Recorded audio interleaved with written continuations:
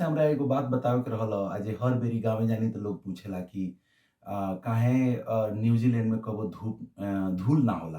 काहे गर्दा ना उड़ेला? जेना हमनी के यहाँ बा लोग कपड़ा पहिन के जाला चाहे कौनो भी नौकरी करे जाता, गाड़ी चलावता, सांझी खाना होता तो पूरा धुरे-धूर हो जाता कपड़ा गंदा होत रहेला।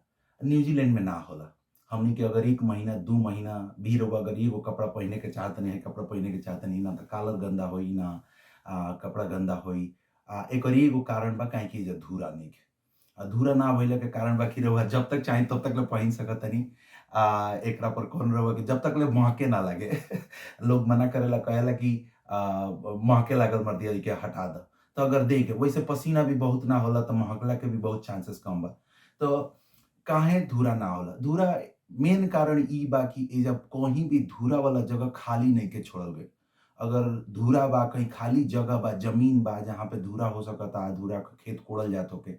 या त खेत पूरा गाँव में बा तना कि या तो ओमे कुछ लागल बा, अगर नइखे लागल तो ओकरा के जोत के पानी डालल बा। लेकिन शहर में खेत नइखे, तो शहर में का कइल बा कि सड़क के बगल में, सड़क के कगरी चाहे राउर दुआर होखे, चाहे लोग के घर के सामने के खाली जगह होखे, जेना हमनी के यहाँ के दुआर होला, लगभग का कइल जाला कि ओइके घास लगावल जाला या कहल सरकार के ई कहल बा कि रउआ घास लगाही के बा।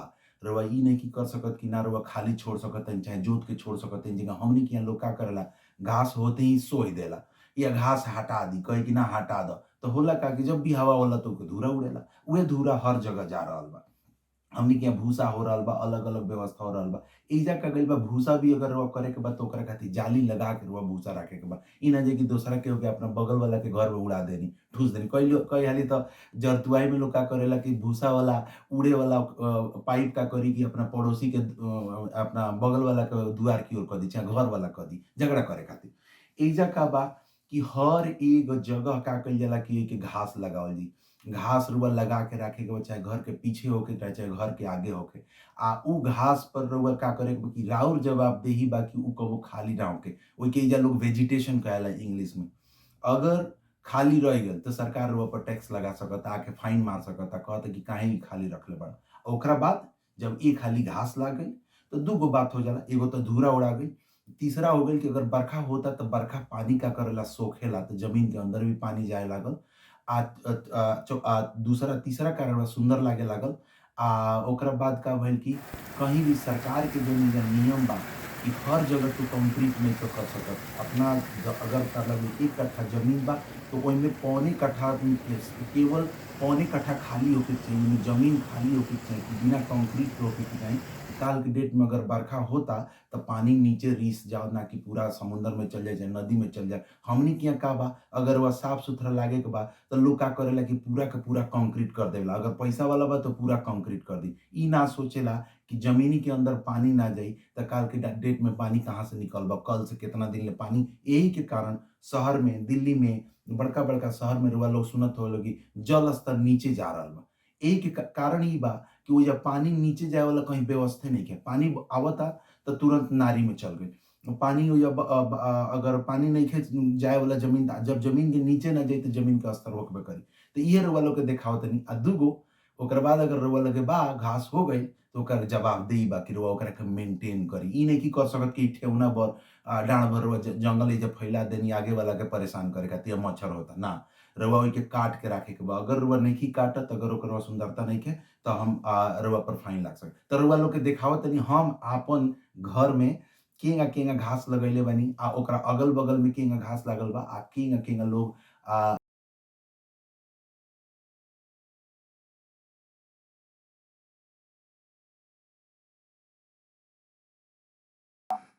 हाँ, तो घास का होला कि एइजा देखिए हम ना रहनी ह 2 महीना खातिर छुट्टी पे रहनी ह, तो देखिए हमार के हिंगा दुआर पर के घास बढ़ गइल बा। वैसे केहू कंप्लेन ना कइले रहल, लेकिन कर सकता, केहू भी कह सकता कि अपन घास मेंटेन करे। तो हम का कहनी है कि देखी अपन ट्रिमर ले आइनी, अपन लेके हम करतनी ट्रिमिंग कर देनी। हमरा लगे ई बैटरी वाला एथी मोअर कहल जाला, ग्रास मोअर लेके आइल बानी। हम अपन ऐसे मोइंग कर देतानी अपना दुआर पर के, जितना साफ-सुथरा रखे के बा सारा दुआर पर के। ई हमार बा, ये सरकार के ज़मीन ह और जौन ज़मीन लौकता त सरकारी ज़मीन है, लेकिन हमरा ओके काट के राखे के बा। उ हमरा के कबो भी फाइन लगा सकता अगर हम नइखे काटत त। ई सब चीज़ व्यवस्था बा एइजा। हमनी के का बा कि देखी टूल बा, टूल ओकरा के मने एजा रउआ टूल खरीद सकतनी, हमनियो के यहाँ आजकल अवेलेबल हो गइल बा, अगर रउआ खरीदे के चाहतनी त उ मशीन के हिसाब से रउआ टूल खरीद ली।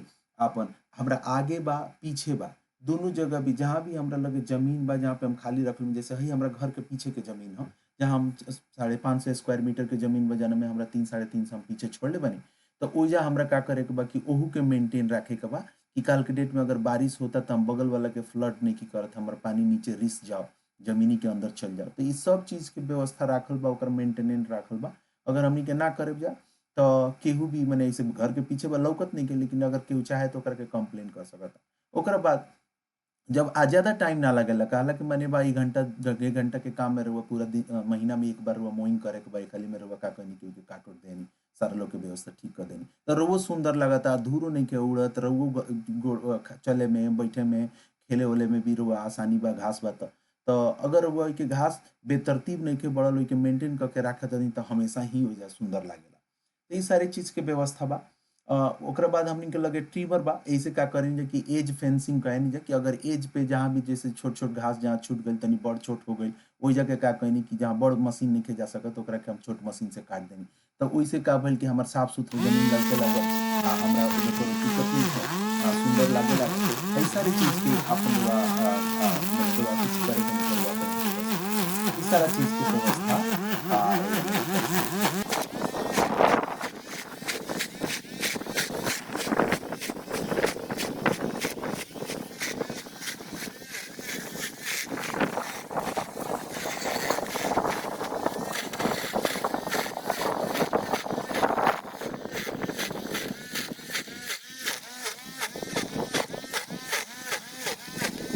देखी तो का कइनी कि हम ऐसे साफ क देनी, साइड-साइड से जौन कंक्रीट लागल बा ओकरा ऊपर के घास उड़ा देनी, हेंगा सुंदर लागता। ए खाली रउआ मेहनत क देनी, इतना सुंदर लागी, रउआ बैठ सकतानी, बैठ के खाना-वाना खा सकतानी, घूम सकतानी, लइकन के साथे खेल सकतानी। ओकरा के और जितना सुंदर बनावे के चाहतानी रउआ बना सकतानी। तो इ सारा चीज़ के व्यवस्था बा। इहे इहे घास के अलावा देखिए और भी बहुत कुछ बा, जैसे सफाई होला, रोड साफ करे वाला ट्रक बाड़ी सन, दिन-रात घूम रहल बाड़ी सन, रोड साफ करत तारी सन, तो ओहू से भी धूरा कम होला। घास भी लगावल एगो तरीका हम ये बतावे के चाहतनी है। रउआ लोग के पसंद पा रहल ई वीडियो तो सब्सक्राइब करें लोग, अब बताएब लोग और कौन-कौन चीज़ हमनी के रउआ लोग खातिर ले आई। हम बहुत खुशी होई कि दोबारा हम ओकरा के रउआ लोग के वो बारे में इन्फॉर्मेशन लेके आई। नमस्कार, प्रणाम सब लोग के।